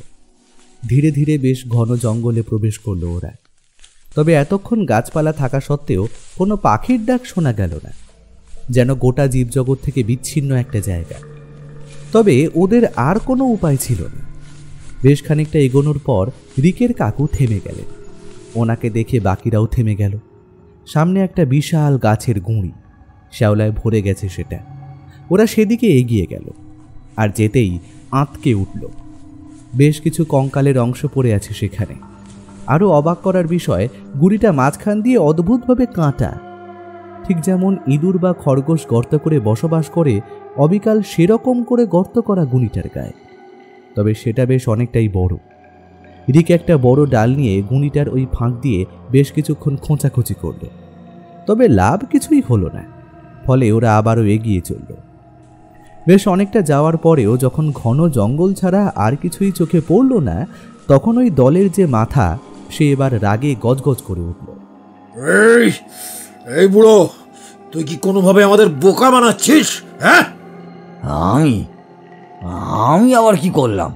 তখন থেকে তো হেঁটেই যাচ্ছি, কিছু তো পাচ্ছি না। উল্টায় ঝোপ ঝাড়ে কাঁটার খোঁচা আর এই জঙ্গলের মধ্যে দিয়ে হেঁটে যাচ্ছি। হ্যাঁ, তোমাদের যদি মনে হয় আমি ঠকাচ্ছি, তবে নিজেরাই খুঁজে নাও না বাবু। হ্যাঁ, তাছাড়া ঠকিয়েছো তোমরা আমাদের। যেখানে আমি নিজে থেকেই আসার জন্য রাজি ছিলাম, সেখানে জোর করে আমাকে তুলে এনে কম অত্যাচার তোমরা করনি। শুধু তাই নয়, ওই তিনজনকেও তুলে এনেছো তোমরা। ও, তার বদলা নিচ্ছিস বুঝি? চুপচাপ আমাদের সাথ দে, নয়তো অকালে মারা পড়বি বলে দিলাম। সে তো এমনিও মরবো, জাহাজ ডুবে গেছে। দ্বীপটা বেশ খানিকটা ইতিমধ্যেই জলের তলায় চলে গেছে। চারপাশে নাম না জানা পোকার পশু পাখির বাস, জলে হিংস্র তিমির দল। এখান থেকে বাঁচা এমনি অসম্ভব। যদি জাহাজটা থাকতো তাও নয় হতো, একটা আশার আলো তো দেখতে পেতাম। এই শালা বুড়ো, একদম বেশি বকবক করবি না। যে কাজে এসেছি, যদি সেই কাজ না হয় তাহলে কিন্তু খুব খারাপ হয়ে যাবে। ডায়েরিতে যা লেখা আছে সেই অনুযায়ী তো আমি যাচ্ছি। এর বাইরে আমার তো আর কিছুই করার নেই। বিশ্বাস না হলে এই যে এই ডায়েরিটা দেখে নাও, তুমি তো নিজেও দেখতে পারো, তাই না? লোকটা এবার তার দিকে রীতিমতো তেড়ে এলো। এটা দেখে রিকও তার দিকে তেড়ে গেল। অনির্বাণ এবার মনে মনে বেশ বিরক্ত বোধ করছে। এই নিয়ে যে এই লোকগুলোর সাথে রিকের ঠিক কতবার হাতাহাতি হওয়ার মতো পরিস্থিতি তৈরি হলো, তার কোনো ঠিক নেই। অনির্বাণ যতবার ওকে থামাতে যাচ্ছে, এই লোকগুলো ততবারই ওকে আরও চড়িয়ে দিচ্ছে। এইবার ও বিরক্ত হয়ে বলে উঠল, দেখুন, ওই সম্পত্তি আপনারা বরং নিজেরাই খুঁজে নিন, আর দয়া করে আমাদেরকে এবার ছেড়ে দিন। কথায় কথায় ওদের মধ্যে যখন ঝামেলা প্রায় বেরিয়েই চলেছে, আচমকা ওদের দলের একজন চিৎকার করে উঠল, বস, ওই দেখো একটা গুহা, পুরো শ্যাওলা আর জঙ্গলে ভরে গেছে। ওই ডাকটা শুনে সকলে ছুটল ওই দিকে। তবে রিকরা নিজেদের জায়গাতেই দাঁড়িয়ে রইল। এমন সময় আবারও একটা চিৎকারের শব্দ ভেসে এল। তবে এটা যে জয়ের উল্লাস, তা নিয়ে কারো কোনো সন্দেহ নেই। লোকগুলো একে একে ভেতরে প্রবেশ করল। এতক্ষণে রিকের বেশ বিরক্ত লাগলেও এবার ওরও একটু কৌতূহল হলো। ও ফিসফিস করে বলে উঠল, এই গুহায় কি সত্যি গুপ্তধন আছে? কি জানি বাবা, আমার তো বিশ্বাস হয় না। বিশ্বাস তো আমারও হয় না, কিন্তু কিছু যদি নাই পাওয়া যায় তাহলে ওরা ওইভাবে চিৎকার করছে কেন? সেটা তো আমাদের গিয়ে দেখতে হবে। কথাটা বলেই অনির্বাণ এগোতে শুরু করলো।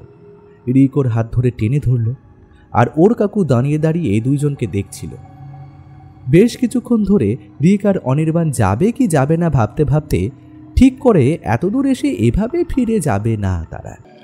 তাই তিনজনেই রওনা দিল সেদিকে। গুহার ভেতরটা পুরো অন্ধকার। বাইরের আলোর এক বিন্দুও যেন ভেতরে আসছে না। বাকিরা টর্চ নিয়ে এগিয়ে গেলেও রিকদের কাছে কিছুই ছিল না। তাই ওরা একটা গাছের ডাল বাইরে থেকে তুলে নিয়ে তা দিয়ে হাতড়াতে হাতড়াতে পথ চলতে শুরু করলো। গুহার ঠিক মাঝ বরাবর যেতেই বিস্ময়ে ওদের সকলের চোখ ছানা বড়া হয়ে গেল। সেখানে পড়ে রয়েছে একটা কঙ্কাল। তার পরনে বেশ অদ্ভুত রকমের পোশাক। সেই কঙ্কালের চোখ নাকের ফাঁক দিয়ে উঁকি দিচ্ছে বহু পোকামাকড়। আর তার থেকেই কিছু দূরে পড়ে আছে একটা বড় বাক্স। এমন সময় গুহার অপর প্রান্ত থেকে আরও কিছুজন প্রবেশ করল। এরাই এই কয়দিন ধরে জঙ্গলের কাঠ কেটে নৌকো বানাচ্ছিল। রিকের আচমকা মনে পড়ে গেল পল্লবের বলা গুহার কথা। তবে কি এই গুহাতেই এতদিন ধরে নৌকো বানাচ্ছিল? তবে কি সবটা জানাজানি হয়ে গেছে, নাকি অন্য কিছু ঘটেছে? এমন সময় ওপার থেকে একজন বলে উঠল, বস, এই ছেলেটা আমাদের ঠকিয়েছে এতদিন ধরে। কথাটা কানে আসতেই চোখ তুলে তাকাল রিক। ঠিক এই ভয়টাই পাচ্ছিল সে। পল্লবকে মানাও করেছিল এরকম রিস্ক নিতে, কিন্তু সে কোনো কথাই শোনেনি। টর্চের জোরালো আলোয় রিক দেখল পল্লব কাঁচুমাচু মুখ করে দাঁড়িয়ে আছে। তবে সে যে এত সহজে হার মেনে নেবে এটা রিকও ভাবতে পারেনি। অনির্বাণ রিকের খুব কাছে এসে ফিসফিস করে বলল, এই আবার কি হবে? ও তো ধরা পড়ে গেল। আমাদের কি তবে আর কোনো বাঁচার উপায় নেই? পল্লবকে এতটা হালকাভাবে নিস না, ভীষণ চালু ছেলে। জানি না কেন এমন মুখ করে দাঁড়িয়ে আছে, তবে আমাদের একটু সতর্ক থাকতে হবে। হ্যাঁ, ঠিক বলেছিস রিক। আমরা বরং গুহার মুখের দিকে কিছুটা এগিয়ে যাই। না না, সেটা একটু বেশি রিস্ক হয়ে যাবে, কারণ পল্লবকেও আমাকে বাঁচাতে হবে। কারণ আমার কথাতেই সেদিন সাহায্য করতে এসেছিল। তুই বরং এক কাজ কর, কাকুকে নিয়ে গুহার মুখে চলে যা। আরে, তোর কি আমাকে এতটা স্বার্থপর লাগে? না, সেটা না, কিন্তু কাউকে বিপদে জড়ানোর অধিকার আমার নেই। আপনি একবার আমার কথাটা শুনুন না, আপনি বরং এই দিকে আসুন, তবেই বুঝতে পারবেন যে আমি আপনাকে ঠকিয়েছি কিনা। আচমকা পল্লবের এসব কথা শুনে রিক আর অনির্বাণ দুজনেই অবাক হয়ে ওর দিকে তাকায়। বাকি সকলেই চুপ হয়ে গেছে। পল্লব আবার বলে ওঠে, আপনারা যে কাউকেই বিশ্বাস করেন না সেটা আমি জানি, তবে নিজেদের চোখকে হয়তো বিশ্বাস করবেন। আসুন, এদিকে আসুন। পল্লবের কথা শুনে বাকিরা মাঝে পড়ে থাকা পাথরগুলো টপকে অপর দিকে চলে গেল। রিকরাও সেদিকে এগিয়ে গেল। পাথরগুলোর উল্টো দিকের পথটা ধীরে ধীরে নেমে গেছে বেশ কিছুটা নিচের দিকে। গুহায় প্রবেশ করে রিকরা যেমন বাক্স দেখেছিল, ওখানেও তেমন কিছু বাক্স পড়েছিল, তবে কোনোটাই খোলা নয়। লোকগুলো আর সময় নষ্ট না করে বাক্সগুলো ভাঙতে শুরু করল। তবে ওরা কেউ খেয়াল করল না যে ওই জোর আঘাতে আশেপাশে থাকা পাথরগুলো নড়তে শুরু করেছে। পল্লব আর সময় নষ্ট করল না, রিকদের দিকে এগিয়ে গেল। তারপর ওদের নিয়ে বেরিয়ে পড়ল ওখান থেকে। তারপর সোজা চলে গেল সমুদ্রের দিকে। পল্লব তার নৌকোটা ওখানেই রেখে গিয়েছিল। এমন সময় প্রবল একটা শব্দে ওরা পেছন ঘুরে তাকালো। আবারও গুহার পাথর ভেঙে পড়তে শুরু করেছে। কিছুজন প্রাণ হাতে বেরিয়ে এলো, অনেকে সেখানেই আটকে যায়। ওদের মধ্যে শোরগোল শুরু হয়ে গেল। পল্লবরা আর সময় নষ্ট করল না, নৌকোটাকে ঠেলে ঠেলে সমুদ্রের ঢেউয়ে ভাসিয়ে দিল। চারপাশে বেশ কিছু হিংস্র তিমি ঘুরে বেড়ালেও ওদের হাতে আর কোনো উপায় নেই। এমন সময় ওদের চোখে পড়ে পেছনের লোকগুলো এগিয়ে আসছে ওদের দিকে। তবে তিমির আক্রমণে ওরা প্রায় নাজেহাল হয়ে যায়।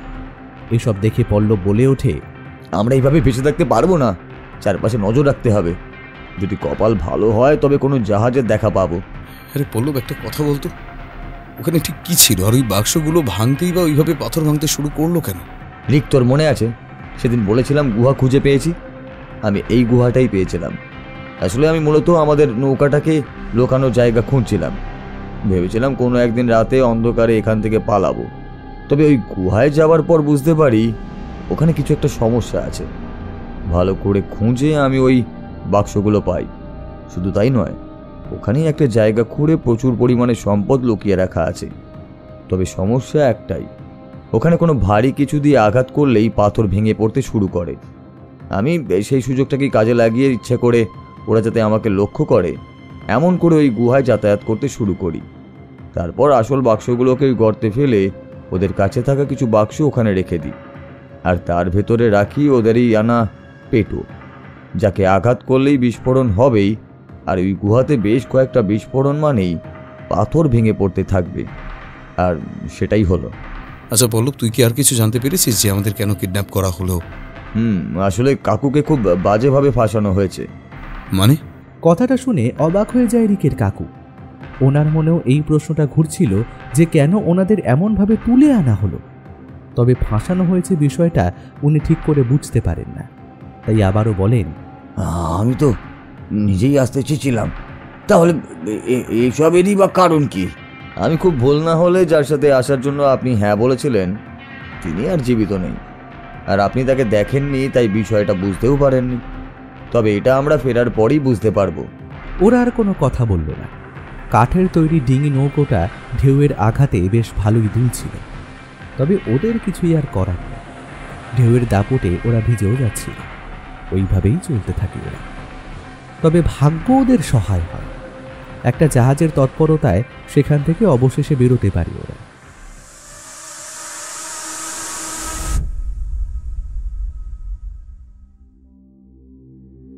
কলকাতায় ফেরার পর কেটে গেছে বেশ কয়েকটা দিন। পল্লবের কথাটাই ঠিক প্রমাণিত হয়েছিল। ওই ডাকাতের দল সেই লোকটাকে খুন করেছিল এবং রিকের কাকুকে তুলে নিয়ে গিয়েছিল। ওদের উদ্দেশ্য ছিল ওই সম্পত্তি হাতিয়ে পাচার করা এবং এই খুনের দায় রিকের কাকুর ঘাড়ে চাপিয়ে দেওয়া। আর সেই কারণেই রিকদেরও ওরা অপহরণ করে। তবে কথায় আছে না, যার শেষ ভালো তার সব ভালো। তবে ওই লোকগুলোর কিছুজন ধরা পড়ায় অবশেষে সবটাই ভালোভাবে মিটে যায়। আজ রিক, অনির্বাণ আর পল্লব এসেছে কাকুর কাছে। রিক বলে ওঠে, এবারে স্বাদ মিটেছে তোমার অ্যাডভেঞ্চারের? না না, আমার স্বাদ আরো বেড়ে গেল। হ্যাঁ, এখনো স্বাদ মেটেনি? বলি বিপদ না ঘটিয়ে ছাড়বে না নাকি? আর কিছু হবে না, খুব তাড়াতাড়ি সত্যি কোনো এক অজানার উদ্দেশ্যে রওনা দেবো আমি। আমার আর কিছু বলার নেই, যা পারো করো। রিকের কথায় বাকিরাও হো হো করে হেসে ওঠে। শুনছিলেন লেখিকা প্রজ্ঞা চক্রবর্তীর কলমে স্বর্ণদ্বীপের সন্ধানে। নির্দেশনা ও পরিচালনায় শব্দধারা প্রকাশনী, বিশেষ সহযোগিতায় প্রায়ণ গোস্বামী, শব্দ পরিকল্পনা, মিশ্রণ এবং আবহ সৃষ্টিতে মিহান্স প্রোডাকশন হাউস, পোস্টার ডিজাইনে কভারম্যান অভিব্রত। কেমন লাগলো আজকের আমাদের এই গল্পটি? ভালো লাগলে অবশ্যই আমাদের সাবস্ক্রাইব করে আমাদের সাথে থাকুন এবং লাইক ও কমেন্টের মাধ্যমে আপনার মতামত জানান। এরকম গল্প যদি আরও শুনতে চান তাহলে প্লিজ আমাদের কমেন্টের মাধ্যমে জানাবেন। দেখা হবে নতুন কোনো গল্পে। ততক্ষণের জন্য শুভরাত্রি। ভালো থাকবেন এবং সকলকে ভালো রাখবেন।